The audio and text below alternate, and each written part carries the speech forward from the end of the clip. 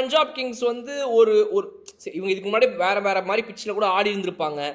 இந்த மாதிரி பிச்சில் வந்து நம்ம அவசரப்படக்கூடாது, கொஞ்சம் பொறுமையாக ஆடணும் அப்படிங்கிறத தெரிஞ்சிருந்துருக்கலாம். பட் எதுவுமே தெரியாமல் வந்திருந்தாலுமே கூட அட்லீஸ்ட் ஒரு முதல் 2-3 விக்கெட் போனதுக்கு அப்புறமாவது அதுக்கப்புறம் அந்த பேட்ஸ்மேன் அதை ரியலைஸ் பண்ணியிருந்திருக்கணுமா இல்லையாங்கிறது தான் என்னோட கேள்வி சார். அதான் நீங்க ஷோல்டரை வந்து டுவர்ட்ஸ் கவர்ஸ் ஷோல்டரை ஃபேஸ் பண்ணிக்கின்னு அக்ராஸா இறங்கி தூக்கி அடிக்கிறது மட்டும்தான் பண்ண முடியும் சுயாஷ் பிளாட்டிஷா போடும்போது.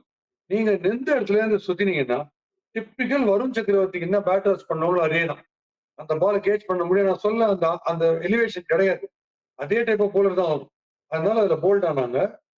ஸ்ரேயஸ் ஐயரை தான் நான் பிளேம் பண்ணுவேன். அவரால் எந்த கண்டிஷன்ல வேணா அடாப்ட் பண்ணிக்க முடியும். வந்து நின்னாருன்னா கொஞ்சம் தள்ளி கிள்ளி ஆட்ட அப்புறம் அடிக்க ஆரம்பிப்பாரு திடீர்னு. அவரு typical action replay of Prabhsimran என்ன பண்ணாரு அதே பண்ணி அவுட் ஆனார். Hazlewood makes a lot of difference உள்ளுக்குள்ள வந்தார். அது வந்து உங்களுடைய வுட்டுக்கே ஹேசல் என்னுடைய போலிங் தான் காமிச்சார் ஹேசல்வுட்.